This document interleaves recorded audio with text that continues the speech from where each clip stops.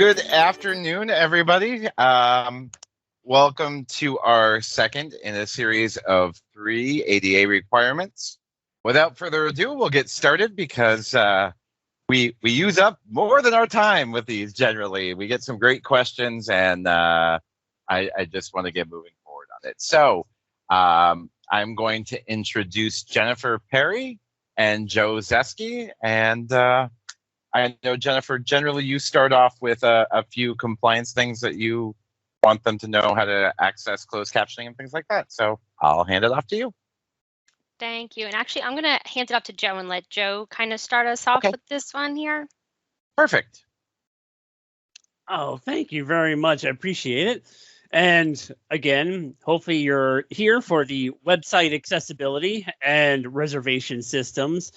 A few quick reminders as we were just noting, so we go to our next slide. First of all, Jennifer and I are from the Northeast ADA Center. And by way of reminder, if you were at the last session, or if you're joining us for the first time, our center and we do not provide any legal advice. We're here to provide technical assistance and, of course, this training. And so we are here to do that with you and for you today, and hopefully answer a lot of the questions that you might have, or if not, give you something to think about. And always, you're welcome to reach out to us. As we go to our next slide, again, we are your intrepid presenters today. Myself, Joe Zeski, I am the program manager and New Jersey affiliate of the Northeast ADA Center. And joining me, of course, as you heard her voice just a moment ago, is Jennifer Perry, our access specialist. And the two of us are glad to be here today and to walk through these different parts of accessibility issues and concerns.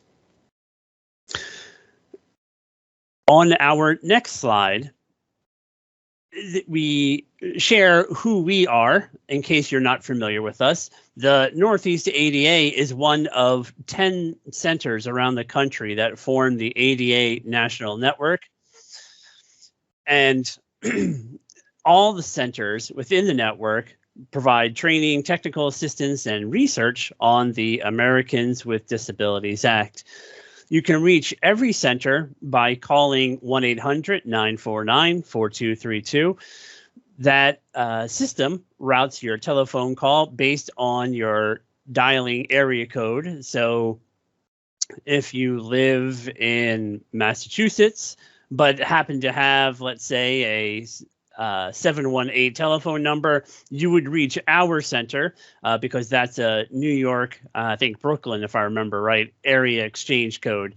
So just be aware of that. And of course, you can always visit our website, northeastada.org, if you're out of our region but want to follow up with us directly.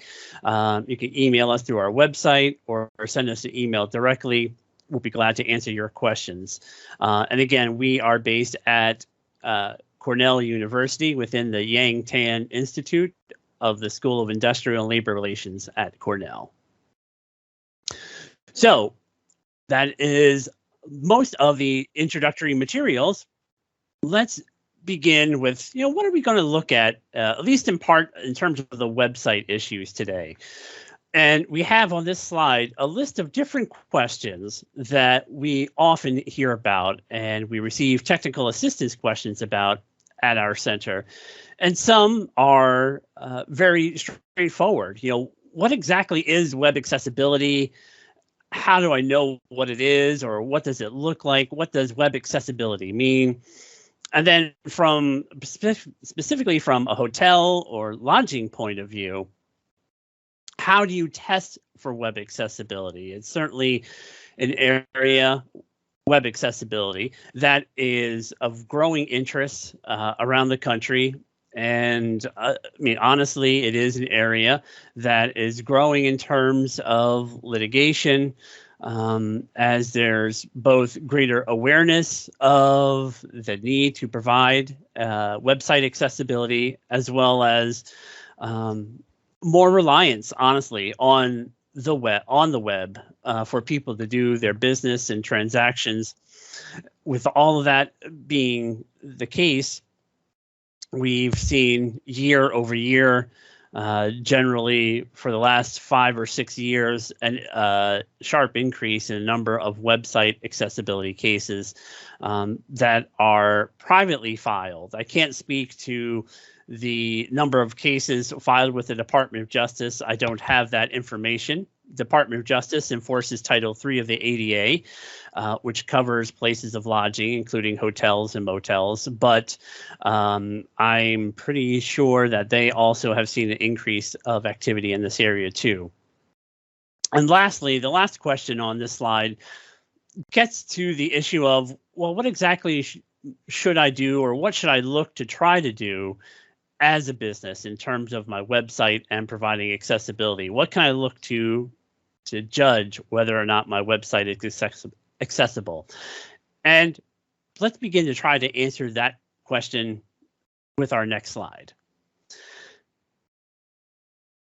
First of all, we asked, what does web accessibility mean? And on the whole, it involves providing access for the maximum number of people possible. In other words, that people with different abilities, different ways of engaging your website are able to read it, to conduct business or manipulate the website, for example, make a reservation, and or read the information that's available. And that does include information about accessibility. So if you have X number of accessible rooms, that needs to be included in your reservation system. So it's allowing the maximum number of people to access your website as possible. In terms of important things to be aware of, if you're looking to test website accessibility, the short answer is there are tools out there that would allow you to do some automated testing.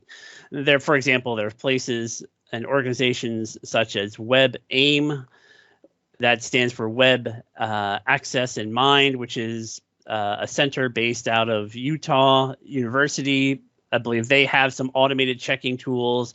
There are also a number of organizations that will either conduct reviews for you or provide tools by which you can check for website accessibility. And those are good, and those are important to do as a potential step. But something which you'll hear me talk about at different points, various times, it's important to have human testing. And if at all possible, for that testing to include actual people with disabilities who are going to be engaging your website in different ways in their own particular style. Now, in terms of the issue, the last issue on the previous slide, which was, what exactly are the regulations in terms of the ADA? What do I have to follow? It's a little bit confusing, but here's where the situation stands. Officially, the Department of Justice, again, they enforce Title III of the ADA, generally speaking. They're the federal agency that does that. They hold that websites are covered in terms of places of public accommodation. In other words, in terms of your places of business. And they've reaffirmed this over the years. In fact, they shared with Representative Ted Budd of North Carolina back in 2018 that they were very clear and unambiguous that they hold websites to be covered by the Americans with Disabilities Act, even though the ADA law itself predates it. They see it as in terms of equally effective communication and equal access. But the trick is there's no official standards from the Department of Justice for various delays with the rulemaking and things sort of stopping and starting. There isn't an official standard to point to like you have with physical access, which the physical access requirements are part of what's known as the 2010 ADA Standards for Accessible Design. But in the absence of an official standard, the Department of Justice has been using something called the Web Content Accessibility Guidelines in their enforcement activities. Now, there's Web Content Accessibility Guidelines. Going ahead, I'll just say WCAG or WCAG for short. There is a version 2.0 that has been featured in all of the Department of Justice's settlement agreements and their enforcement activity. There is a more up-to-date version that came out in 2018 called WCAG 2.1. And this seems to be the best practice to follow as a standard in the absence of an official regulation. It's also a part of the standard that's used in private lawsuits. And I'll explain more detail about WCAG in just a moment, but essentially it's an international standard for websites by a conglomerate group, which I'll talk more about in just a moment. So let's go to our next slide. So let's say, hopefully you have an accessible web page. What should people be expecting when they come to your website? Well, they should be able to, as I mentioned earlier, be able to find out about your property and your rooms. So if someone is looking for an accessible room that they need to rent, perhaps they need a roll-in shower, or perhaps they are looking for an accessible tub, or maybe they're looking for hearing accessible features. They need to be able to identify that through the website. And not only do they need to be able to find that information, but it should be included in your reservation system, which also should be accessible from beginning to end of the process. And we'll talk more about that in just a moment. All of this is part of providing effective communication. And effective communication is a term from the ADA that seeks to ensure that communication for those people who have communication-related disabilities, so hearing disabilities, speech-related disabilities, and visual disabilities, are able to access information and communication in an equally effective way as for those people who do not have a disability. We'll go to our next slide. So when you're thinking about this and what to do, there's a couple things you want to keep in the back of your mind. First, I imagine that many, or if not the overwhelming majority in the audience, probably at some point or still do contract out a lot of their website work. If you do that, be sure that you work with your vendors to include web accessibility as part of your language in your contracts, so that you can have an expectation that access will be provided. You also, of course, want to check on that work. You want to check whether you have a contractor do it or not. Check to make sure that there is accessibility. And there are different ways to do that, as I mentioned earlier, through automated testing, through reaching out and trying to build a partnership in the community with perhaps with like an organization that serves people with disabilities to do some unofficial accessibility testing. There's a number of ways to handle that issue, and as we go on, we'll be sure to talk more about that if you have questions. But at the heart of it, at the heart of everything, is the need to choose an actual standard. And that's where you heard me mention WCAG a couple slides back. Again, that is actually an international standard. It's one that's not created by the US government. It's a standard developed by what's known as the Web Accessibility Initiative of the World Wide Web Consortium. The World Wide Web Consortium, sometimes called WC3, is, again, also an international body composed of professionals in the web field that work on determining some of the rules and language that are behind the web to make sure that it's usable and that is up to date as possible. But they've developed this WCAG standard, And again, 2.0 is the one that I often refer to, but it's important to be aware that there is a more updated version. Let's go to our next slide. And let me talk a little bit more concretely about what WCAG is exactly. Well, first, I mentioned that it's a standard, and it's one that is based on what they call criteria, which are testable statements to determine whether or not a website or a mobile application is accessible and what level of accessibility it offers. WCAG itself is designed to be universal. In other words, it's designed to maximize the accessibility for as many people as possible. And to do that, it builds around 4 core principles. And they, in shorthand, you could call them POUR, P-O-U-R. That would stand for perceivable, operable, understandable, and robust. And I'll talk more about what those exactly are in just a moment. There are 3 different levels of conformance. And that, in other words, websites or mobile apps can fall into one of 3 general categories in terms of accessibility, from very basic to more complex and intricate and more accessible at the same time. So I'll talk about that in just a moment.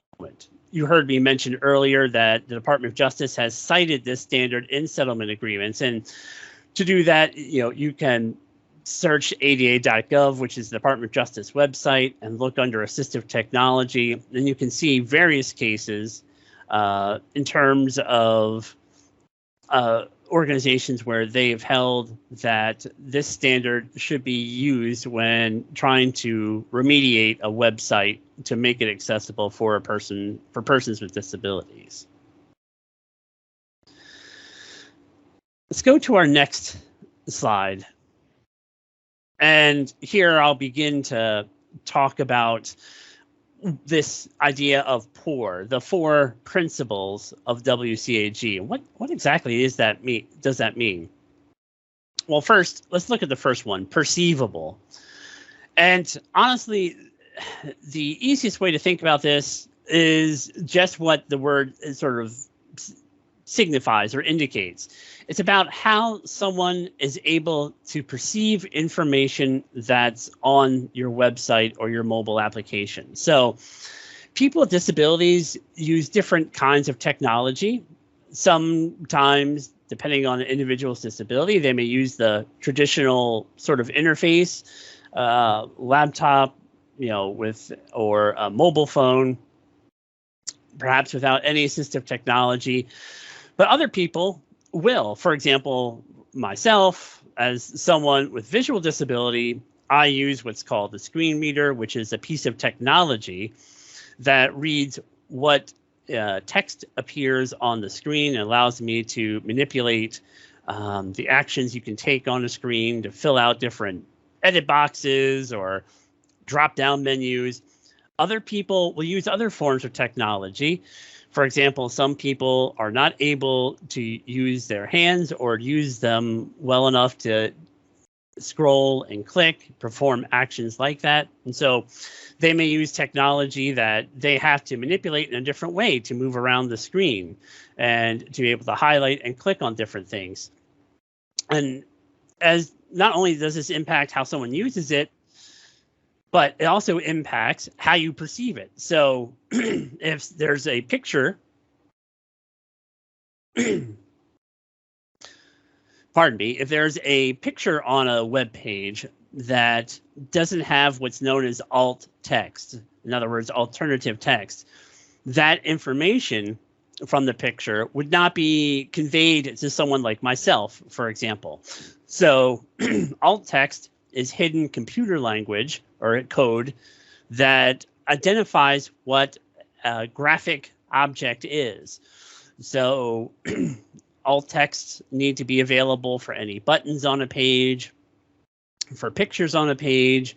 In other words, I, for using myself as an example, need to be able to perceive what's going on there. Or if you have a video and it's audio, but you need to have captioning to make sure that people who are deaf or who are hard of hearing are able to hear or understand that information through written text, through written captions. So this all gets to the way someone perceives what's on the screen. The second principle, operable, gets to how someone actually moves throughout the process. So for those who have vision disabilities or who use the screen reader, we typically, or the overwhelming majority, would not use a mouse to scroll and click. Rather, to go through a screen, we would use arrow keys or a tab key to go through and read different parts of the screen. So this gets to actually being able to literally maneuver throughout a website or a mobile app. And so in that case, for operability, you have to make sure that all the elements on a web page can be accessed through tabbing, or perhaps you have what it might be called sort of shortcuts, such as things known as skip to links. In other words, ways to navigate and move around the page. The third principle, understandable, gets to the way someone engages your website and understands the content you have. So there, it's important to have things designed consistently, represented consistently, so that regardless of different levels of ability, people are able to understand the language and intent and purpose of each page and the information that you're trying to communicate along the way. Robust, which is the fourth principle, simply means that your website and your application is available on is accessible through multiple formats. Because obviously, as time goes on, if you're not at work, I don't have the official statistics at the tip of my tongue or at my fingertips, but majority of people now access the web through mobile or tablet devices. When you're not working, the majority of people tend to do that. And so you need to have not only a web page accessible that you could pull up using Chrome or Firefox on your desktop, but it also should be accessible through the cell phone experience or through a tablet experience. And so robust gets to that idea that people use different devices and also different technology to engage websites, and maintaining that is important. We'll go to the next slide, and after this slide, I'll pause for a minute for some quick questions before continuing. I mentioned earlier there were 3 levels of conformance with this WCAG standard, and they're known as A, which is sort of the least advanced in terms of accessibility, sort of a basic beginning level. AA, that's the level to aim for. If you're looking to establish a policy and set a goal, that's probably the best practice to shoot for, is AA level accessibility. Then there is AAA, which is sort of the most advanced, most complex. Not only is it the most difficult to achieve, but it's also it can be more challenging to maintain. And so that's why the middle level, the AA level, is typically regarded as the sort of sweet spot, that balance point between providing poor access and what might be thought of as sort of elite or best accessibility possible. Now, one last note that I do want to say, and just note again, that in order for something to be compliant with a certain level, let's say AA, it means that everything on a page or everything in a process that you might do needs to comply with that standard. So if someone goes to your website and they're going to book a reservation to achieve WCAG AA level compliance, You have to make sure that as someone goes through the reservation process, through selecting a room, booking a date, booking the room type, making the actual reservation itself, that whole process has to comply with that AA level of success criteria in order to be considered WCAG AA. So an entire process must meet that level of conformance to meet that standard. I have a few slides which I'm going to begin to wrap up my portion with, but let me just take a very short pause here to see if we have any questions. If you have any questions, just go ahead and tap that raise your hand option so we know, and we can unmute you.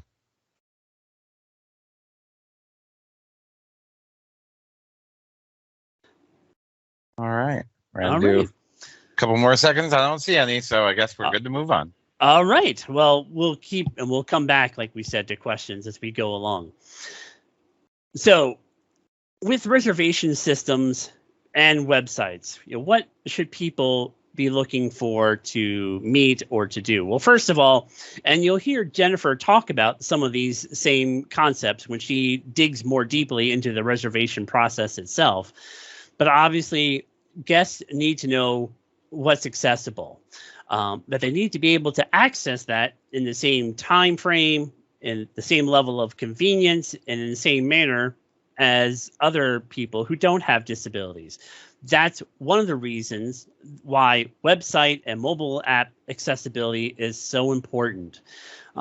Someone, as I mentioned earlier, someone who books a room through a website, through your website, or through a third-party website, even like Expedia or something like that, if they book a room that's supposed to be accessible, it needs to be accessible. And that's actually an issue that has come up in Department of Justice litigation. I believe there's actually been a number of settlement agreements from the Department of Justice around this issue. I believe they had one with Tropicana back in 2015, maybe.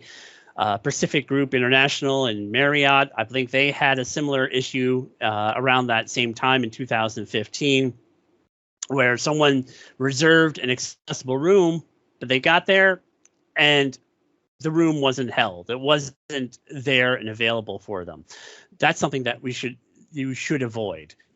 And so to do that, you not only need to be able to describe the accessible features, but make sure that, one, the reservation is recorded accurately and that the room that is reserved is held for the person with a disability and who requested that. So all of this needs to be available through the website, because so much of business, as I said earlier, is carried out and accomplished now through websites and through mobile applications. And in terms of ADA obligations and responsibilities, it's very important to meet that obligation as things evolve and, just as we function in terms of how everyone interacts with different businesses. Let's go to our next slide.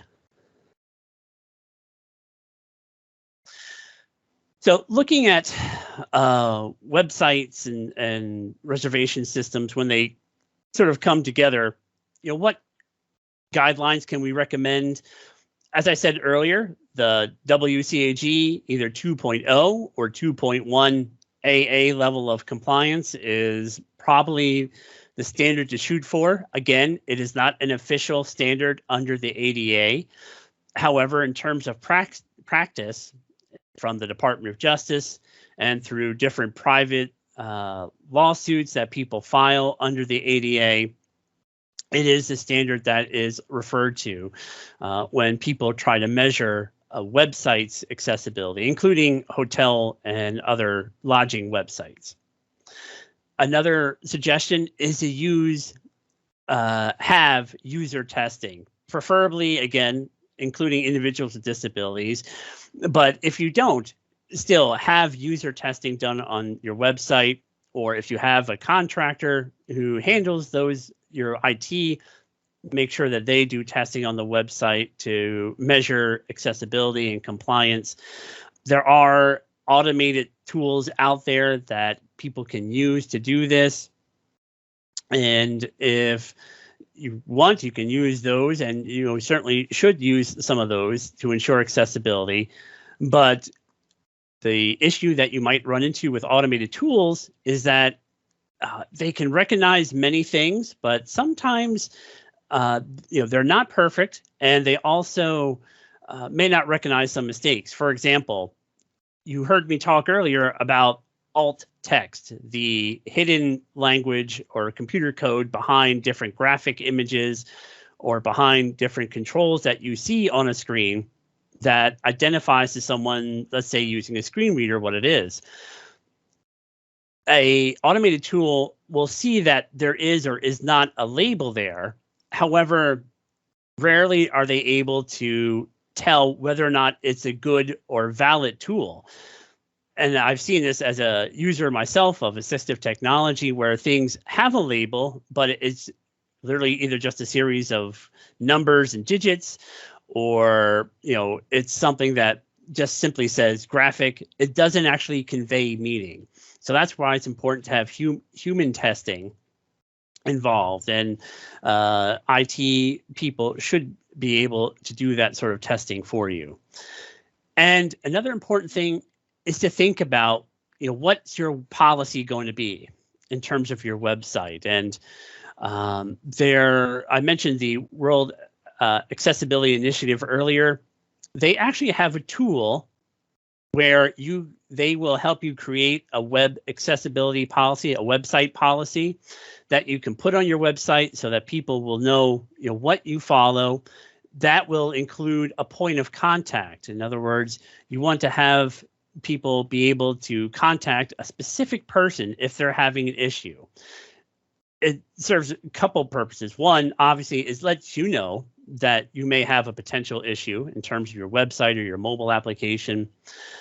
But it also provides an avenue for communication. And something that I talk about in a lot of different presentations is that, much like with good customer service, good lines of communication can head off potential problems down the road. If people feel or understand that they're being heard and understood, let's say you do have an issue on your website. If people feel they can contact someone and they get a response back, and it may be resolved, but at the very least, they're engaged in a process, it could alleviate potential trouble. Or make you aware that, all right, maybe we need to fix this or address this, and it could head off issues that might arise later down the road. Let's go to our next slide. And all of this gets back to effective communication. And with effective communication, I mentioned earlier, it's about ensuring that any communication that you offer is as accessible for those with communication-related disabilities as for those who do not. Part of the communication process is, of course, the information. What do you have to communicate itself? So that would be information, obviously, about your property. What rooms do you offer? What accessibility features do you have? If they're in the actual reservation process, can I reserve a double bed with a roll-in shower if I'm someone using a wheelchair for mobility? Or can I reserve a room with hearing accessible features, a king bed with a room with hearing accessible features? These are things that people need to be able to identify. And so you should have them on your website and in your mobile apps so that people know what you offer. This is true also for advertising. Let people know that you have these accessibility features and that you're interested in trying to engage them. These are all sort of external facing things, things that the public sees in terms of websites and in terms of advertising. Internally, educate your staff so that they know how to answer questions that they get. If someone calls, uses the traditional telephone. They call and they say, well, I have a question about, I need a room with an accessible tub.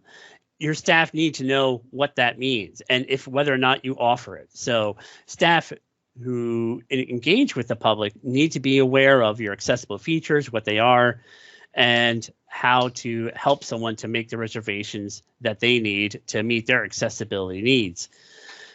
And with that, we'll hand it off to Jennifer so she can talk more about the reservation process itself. Thank you, Joe. And Joe just kind of touched on a few of the things that I'm going to be covering over the next few minutes. But we did obviously want to relate to you the importance of having accessible websites, for your properties, so that particularly when people are searching the web for accessible rooms, that if they stumble on your website, that it is accessible to them. We're going to shift gears now and kind of focus a little bit more on the reservation systems, because we do have from the Department of Justice some very clear regulations that make it clear what hotels should be doing when somebody with a disability is on that hopefully accessible website and reserves a room, or if they call and they reserve an accessible room. So one of the things that the Department of Justice has said is that the staff of hotels really have to be able to adequately describe and identify what the accessible features are of the accessible guest rooms as well as of the property, so that somebody with a disability who needs to make a decision about whether or not this property is going to be a good fit for them or for their family members, they need to have certain very specific details. And those details, of course, are going to vary based on someone's disability. And then if you happen to have information on your website, like photographs or other kinds of images, you want to make sure that those photographs or images are accessible. So Joe just talked to you about the importance of pictures are great, but if you're someone using a screen reader and you don't have alternate text describing what that picture is showing, it's not very likely not going to be accessible to somebody with a visual disability. So pictures are great. We just want to make sure that they are, again, accessible to everyone that might be going ahead and looking at your website.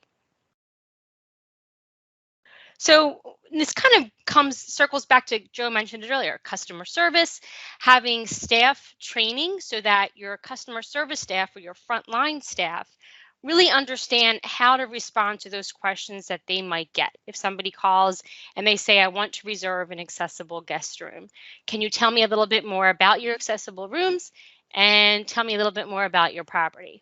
So again, going back to staff training, you want your frontline staff to be familiar with how do people arrive at your property and then get from the parking area, if you have one, through the front entrance or to the lobby area or to the registration room. And then from there, how do they get to their specific rooms?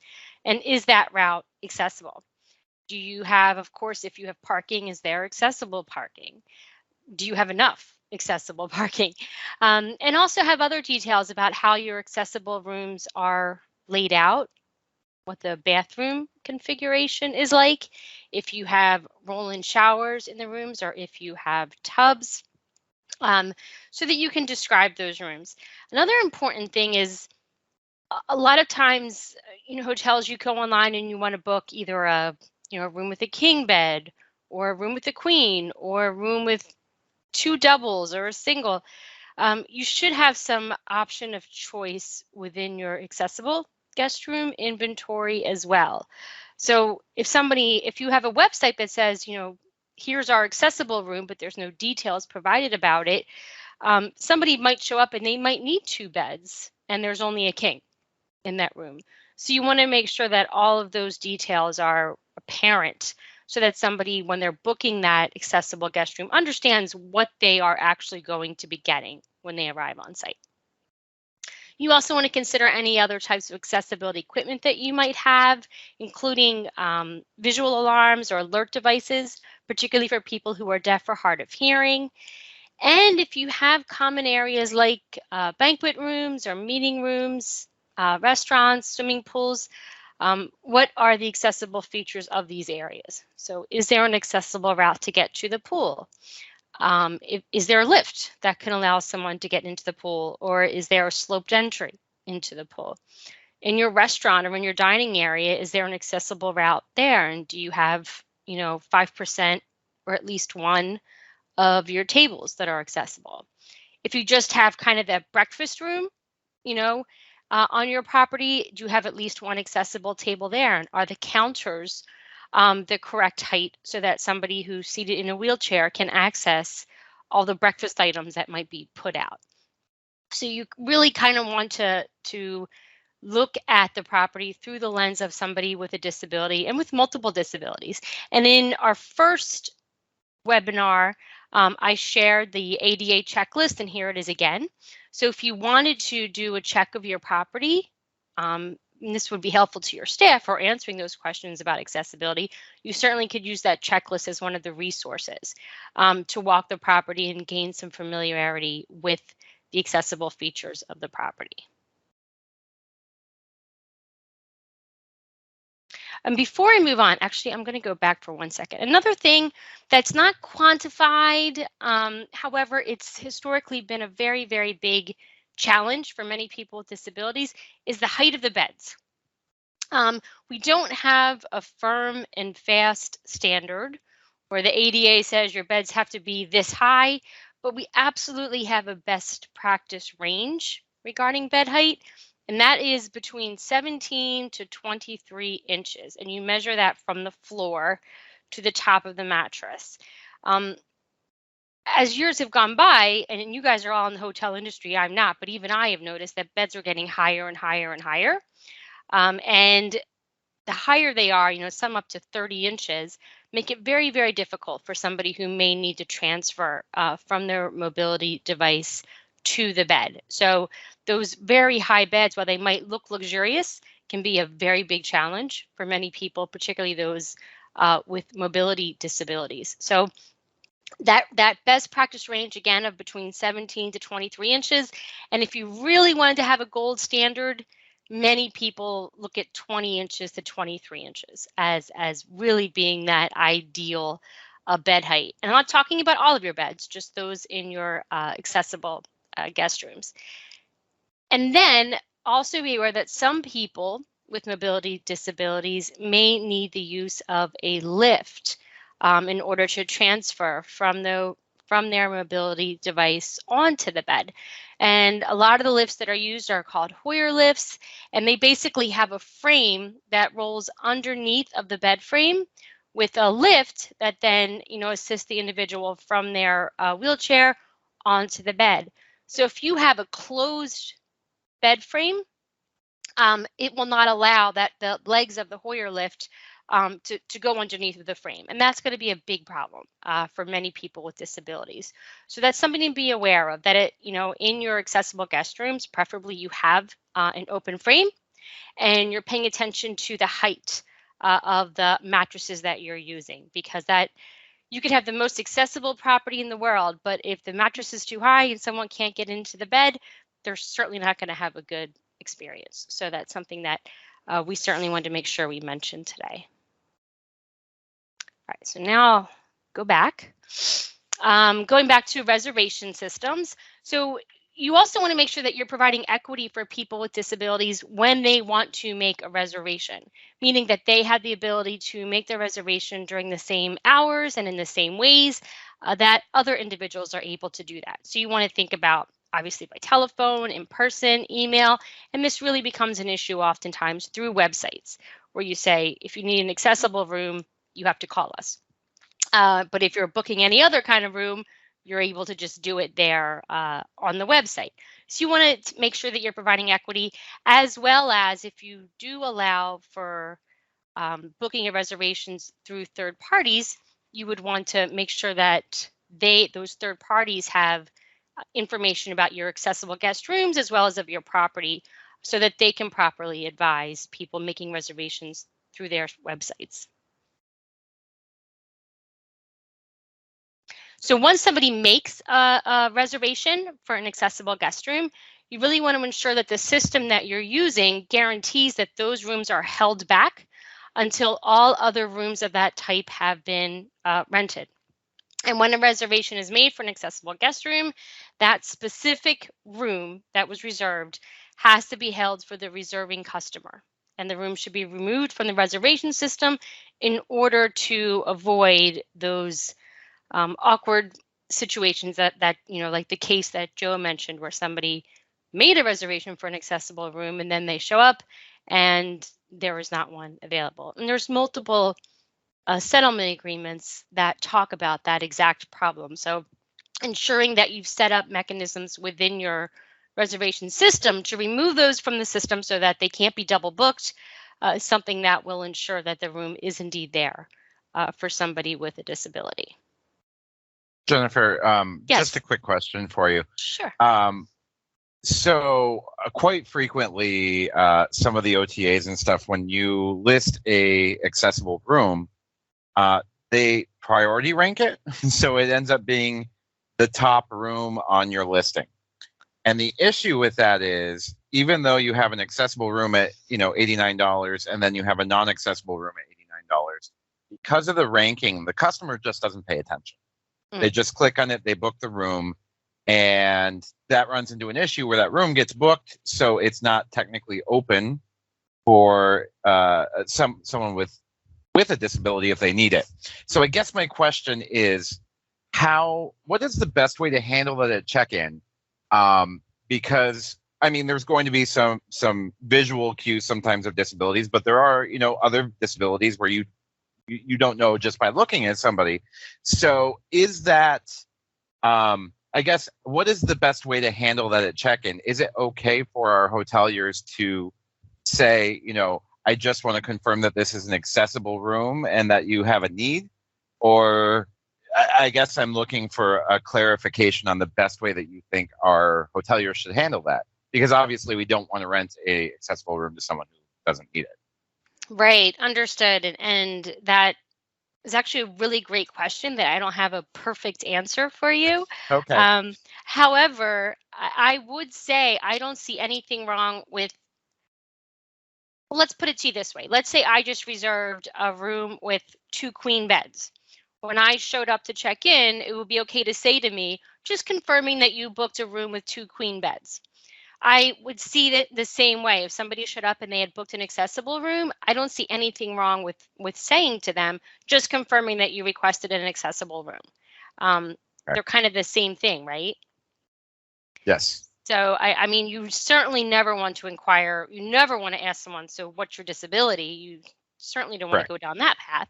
I think, but to verbalize confirming what kind of room they booked, I wouldn't see an issue with that. Okay. Appreciate it. Thank you. Sure. No problem.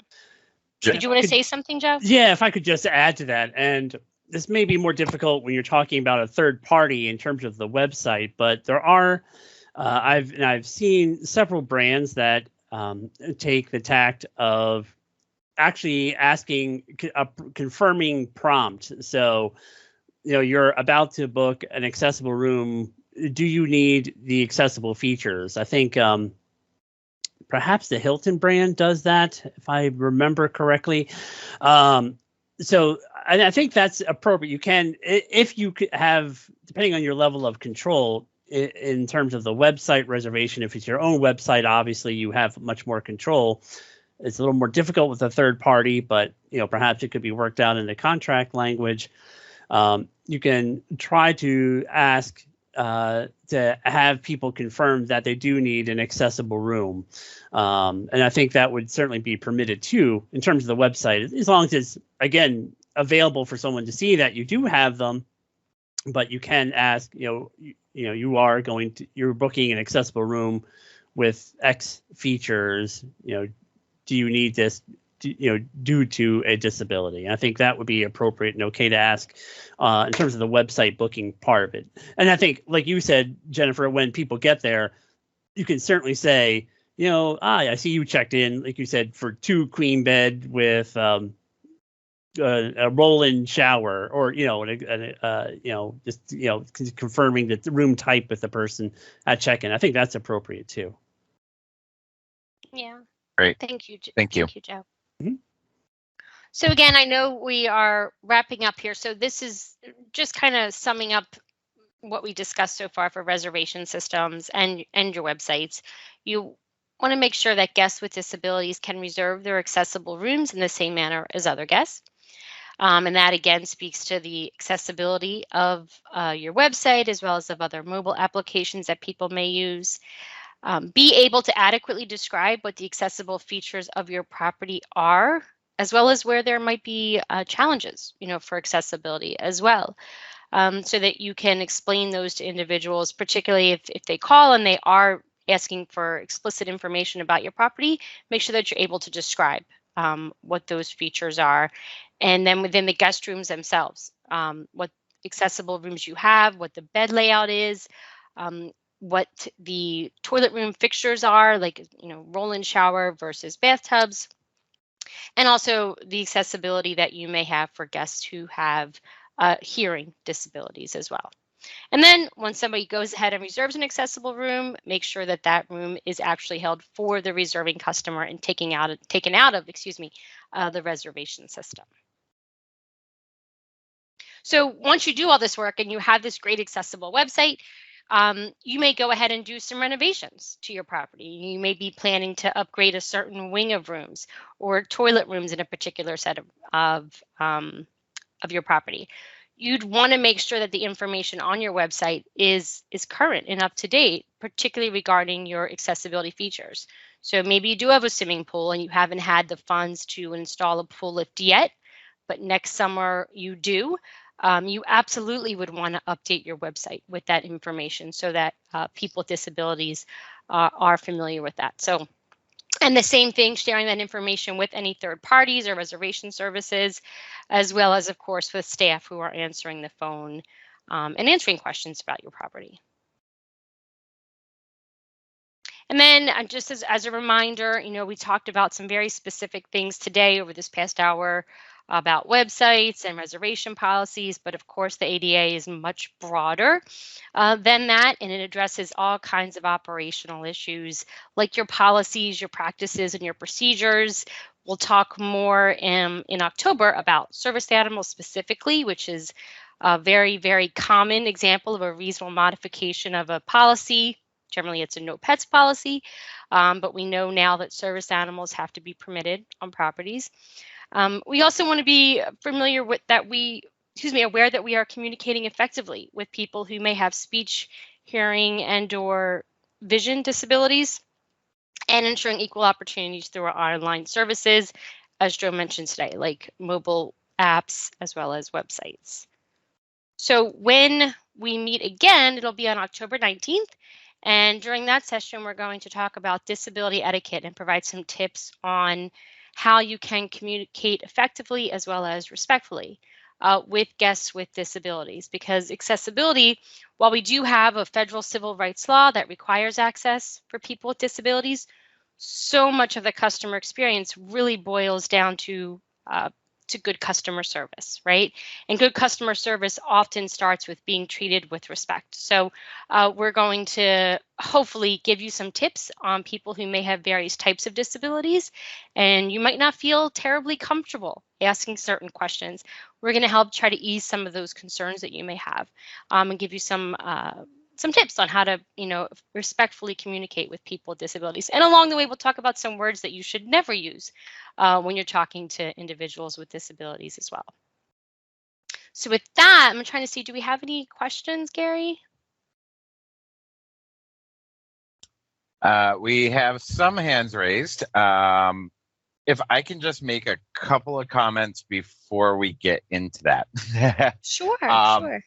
So I just want to point out some really important things that you guys mentioned. The first off, the first section is really important if you have a proprietary website or a website that you guys manage on your own.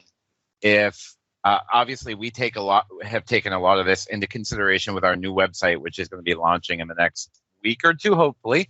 But remember that those things really should apply to your proprietary website.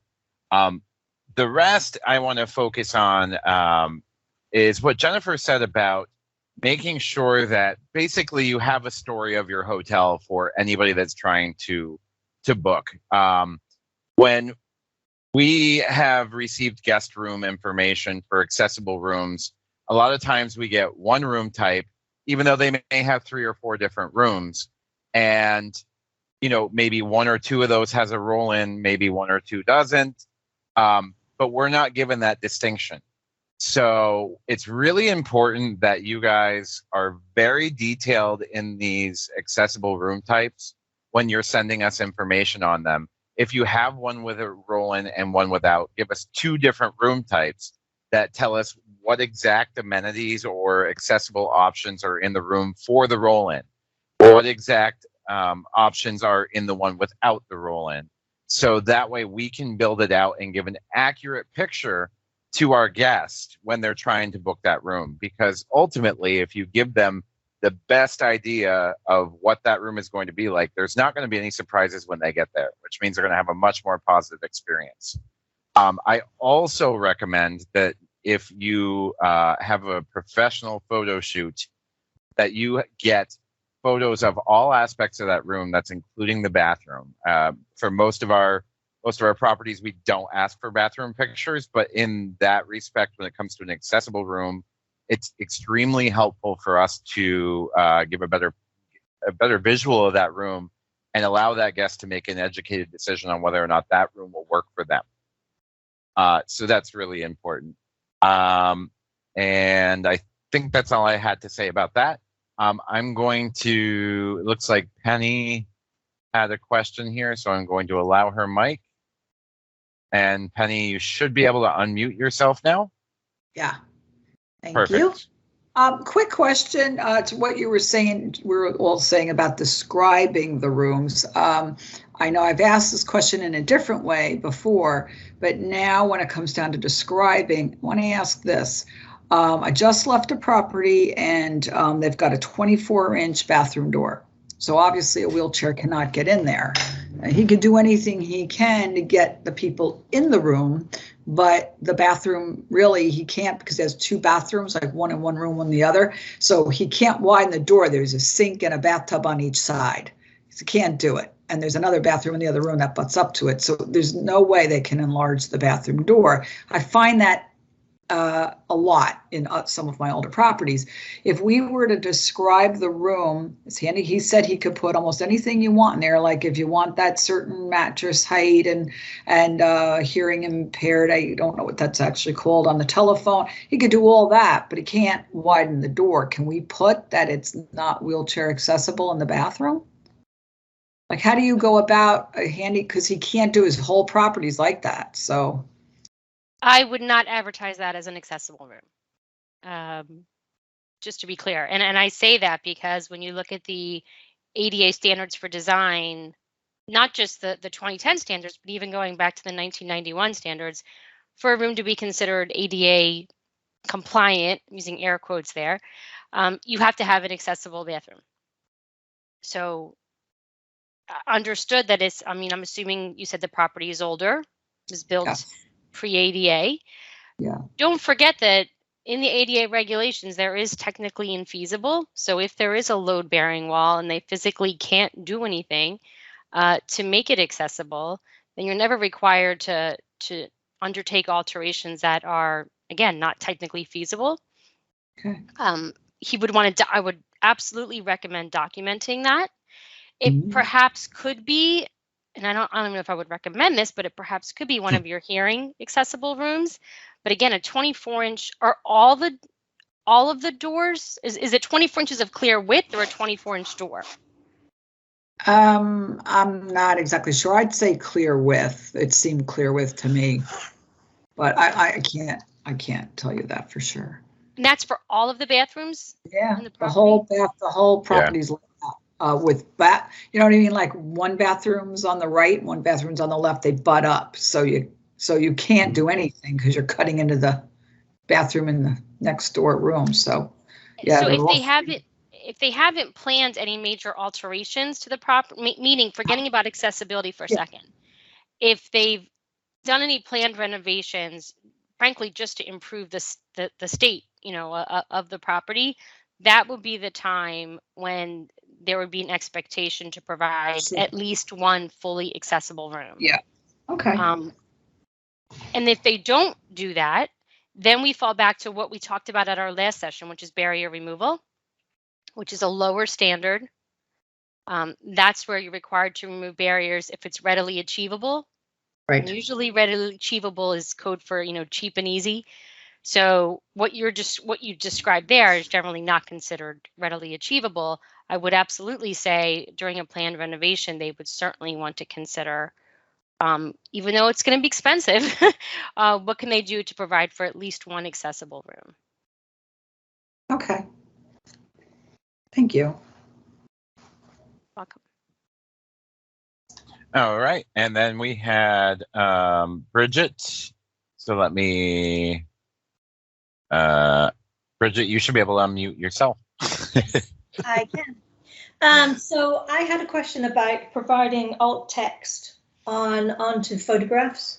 So do you know of anywhere that has any recommendations for, because I've looked everywhere. I've done some research and I just add the text that I think as I work my way around the room looking at the picture. But I just wondered if there was anything, a list anywhere that said you don't need to mention this, you don't need to mention that. How is there a recommendation for the number of words? There's not an official quote unquote standard. It just generally should be a relatively short description conveying what's most important in it. So depending on what the picture is, if it's a picture of a hotel room, let's say picture of hotel room showing desk and tables, or picture of bathroom showing accessible sink or showing accessible tub. It doesn't need, generally it just should be relatively short and convey what's most important in the picture or the main idea, depending on what the picture is. Because sometimes, we have pictures of, just exterior shots of hotel. I mean, that could be an alt tag if that's, if it's just pictures of the outside of the building, certainly that would be, appropriate. So again, it depends on what's the most important information and trying to keep it as concise as possible. Okay. All right. I'm sorry, I just want to mention the other thing that I personally learned regarding alt text is when you have things like tables, like a table from Word or something, or from Excel or anything with that kind of information. And correct me if I'm wrong, Joe, but screen readers can have a very difficult time unscrambling what text is contained in the table. So you want to be particularly careful with alternate text for those, not just for images. Yes, you could be. And that also gets back to formatting. I didn't talk about it much, but there's a lot of accessible formatting for documents, things like tables, charts, things of that nature that you get either in like Microsoft Word or other programs. And so that's where the accessibility testing can be helpful. Same is true for PDF files. It's something that one of those sort of small tips might be helpful to know is generally try to avoid using scanned documents as PDFs. So let's say you have room in service menu. Someone can scan and say, all right, I'll, or someone can open a link and that's what it is. If you post it, try to post it an original document, not a scanned copy, because again, some assistive technology like screen readers have trouble reading scanned images, like you were saying, Jennifer. Go ahead, Bridget. I think you had something else you were about to say too. No, that was it. What I did when I first started doing this was I found a website that provided me a screen reader, and so I tested some of the stuff I was doing. That's great. That's a great idea. Yeah, there are free. I didn't mention that, but there are free ones out there. There's something called non-visual desktop access, NVDA. That's just one, but there are other ones out there too. The one that I use for my personal computer and work, the program itself is not free, but they offer free 45-minute demos where you can install it and run it for 45 minutes. Then it self-terminates. That's called Job Access with Speech, JAWS. produced by a company called Freedom Scientific. That's another way you could go about it. So there are workarounds, and what you did is a great example of doing that sort of testing, proactive checking. Right, because the thing was, I thought, well, how am I going to know if what I'm doing is right? You know, we've got nobody at work who has. I asked everybody, does anybody have a screen reader or know somebody? I asked all my friends, does anybody know anybody who uses a screen reader? I didn't have anybody, so I thought, okay, well, I'm just going to have to get one then. Yep, exactly, and that's a good way to go about it. Yeah. Perfect. All right. One other quick question, and I think maybe Joe might be the one to answer this. So going back to what Penny was saying about our hotels, we have a lot of conversions in older hotels that can't necessarily be an accessible hotel at this point without major renovations. Mm-hmm. So the concern is we are trying to avoid the possibility, obviously, of lawsuits. So in an instance where we have a hotel that can't really advertise as being an accessible hotel, mm-hmm. Is there a way, in your experience of working possibly with those, that we could make that known on the website in a good way? Because basically, I don't want to put a flag on our website that says, "Hi, lawyers, sue us." But right. At the same time, I want people to realize that, hey, it's just an older hotel, and unfortunately, they're not going to have the accommodations. Yeah, and feel free to chip in here too, Jennifer. Unfortunately, I don't think there's a graceful way to do that, if you will. Honestly, where it may be, and this is typically what I've found. As I mentioned, I live in New Jersey, where in the New Jersey shore area, along the coastal area of New Jersey, there are a lot of smaller or independent operator hotels who don't, or in that position, they simply don't have an accessible room. And what I found is typically they simply tend to omit it from the reservation search. I don't think there is a really great way to handle that, and that maybe you could a place could offer to accommodate people as best you're able to, but I don't think there's a really good way to tackle that. And honestly, I'll share as well. My wife is an individual who happens to use a wheelchair. When we were planning our trip actually to the New Jersey shore just before Labor Day, and we went through a number of places where they didn't have information on the website, and one way or another. So we wound up calling because the location was good, or some of the appearance was there, but the information was missing from the website. We would actually call, and odds are, if someone has a need for mobility related accommodation, if they don't see it there, they're probably going to call if they really want to stay at your place. As an option, they're probably going to call to find out, because of what I mentioned earlier, where people don't want to make a reservation, assume it'll be accessible, and then get there and find out, oh, it's not, I'm stuck. People generally don't want to do that. So to circle back to your original question, like I said, unfortunately, there's no easy or good answer to it, but maybe admitting, not posting that information, any accessible rooms, and simply offering to accommodate any disability request as best you can is probably your best effort, best avenue. And Jennifer, what do you think in terms of that guidance? I think that's probably very good advice. As best as you can do. Yeah. You certainly don't want to be misleading about, having accessible features right. that you might not. That to me would kind of be worst case scenario.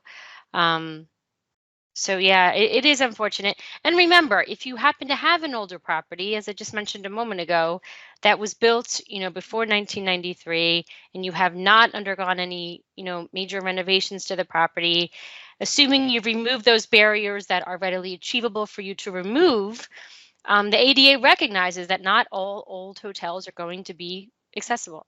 Yeah. I mean, we have exceptions in the standards for that reason. So the regulations are there so that you kind of have a bit of a roadmap to understand what you're required to improve and when. And then always be mindful of, barrier removal if it's readily achievable for you to do that. Gotcha. Thank you, guys. All right, one last call for any other questions. And while we're waiting on that, so as I said a little earlier, we are getting ready to launch a new website, the Stage I Hotels. We have sent an email out within the last couple weeks and multiple attempts to have our hotels provide us updated amenities for the hotels so we can make sure that we have the most robust description that we can have on the website. Included in that, and probably the most important part, is that we have made a separate ADA accessible features section on the bottom of the page. And for the most part, a lot of our hotels do not have any of those provided to us. And one that I'm going to just point out is service and guide dog compliant.